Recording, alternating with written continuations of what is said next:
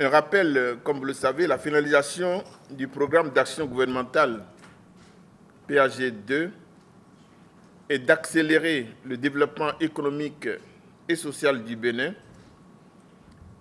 d'accroître le bien-être social des populations.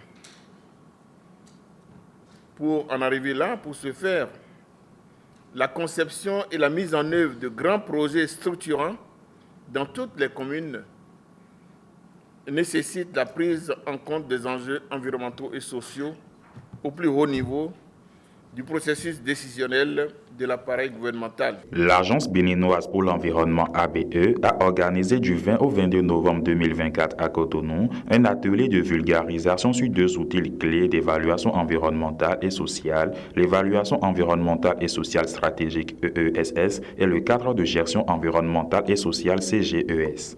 Cet événement, inscrit dans le plan de travail annuel 2024 de l'ABE, visait à renforcer les capacités des ministères, mairies, préfectures et directions techniques sur l'utilisation de ces outils. Ces derniers permettent d'intégrer les enjeux environnementaux dès l'élaboration des politiques, programmes et plans de développement. Les présents ateliers sont organisés à Cotonou ce mercredi et vont s'achever le vendredi pour 3 jours. Donc, le renforcement des capacités des parties prenantes des institutions que vous représentez sur les outils d'évaluation environnementale et sociale et sur les réformes dans le domaine de l'environnement revêt un enjeu important pour la planification du développement territorial au niveau communal, départemental, national et sectoriel.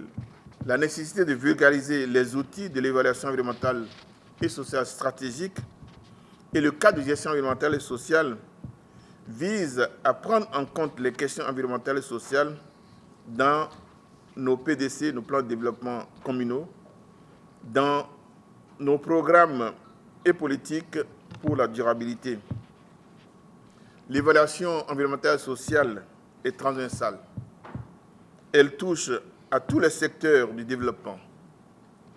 De façon non exhaustive, elle s'applique aux aires protégées.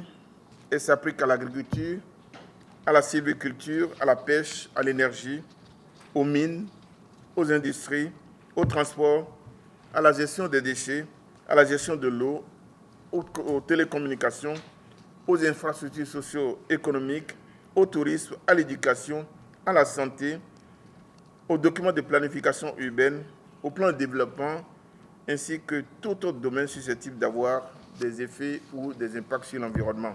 Selon la directrice des évaluations environnementales et sociales de l'ABE, ces outils encore méconnus et sous-utilisés sont essentiels pour une planification efficace et durable. Des guides actualisés pour l'élaboration des études d'impact environnemental et social EIS ont également été présentés. L'objectif final est clair.